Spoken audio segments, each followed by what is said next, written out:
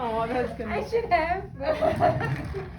Okay, so we're gonna measure internal and external rotation of her right leg, and so I'm gonna place a towel underneath her femur, not necessarily under her knee, because I don't want to block her, but underneath her femur, where she's sitting. And can you scoot out just a little bit so you're actually hanging off the table? Perfect. Great job. Hi, Tanya. Hello. How are you feeling today? I'm good. How are you? I'm good.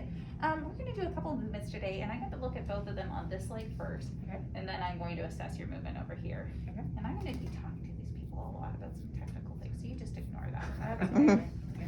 Okay, so the first movement that I want you to do is keeping your knee down and pointed forward. I want you to turn your foot out to the side like this. Can you do that for me? Great. Okay, good. Now, I'd like you to do the opposite movement where you turn your foot in on this leg. Yep. Excellent. Any pain with that at all? Okay, now what I'm going to do is I'm passively going to move you and turn your foot in. Pain there at all? That's a nice firm end feel. And we're going to come over here. Whew, you see how you lifted that hip up a little bit? Try to keep your hip down. Good job. That's a firm end feel there too. Now, can you do that movement for me? Turn your foot in. Good. Okay, and turn your foot out. Great.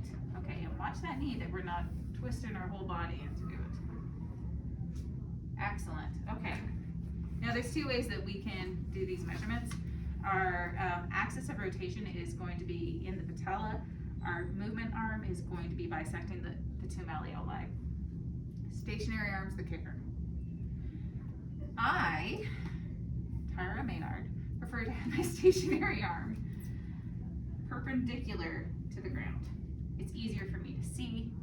I can check it faster, and that's how I prefer to do it. So I'm going to say, can you go ahead and go into external rotation for me? That's internal, going to external. Good. And I'm still lined up here. So I have her at 31 degrees, and with overpressure, I get her to 35. And I'm just showing you the alternate way, which is starting with the stationary arm parallel to the floor. And now can you go into external rotation again? Good. And with a little bit of overpressure, you get her just a little bit further. Now, the reason why I don't like doing it at 90 like this is that the scale is harder to read.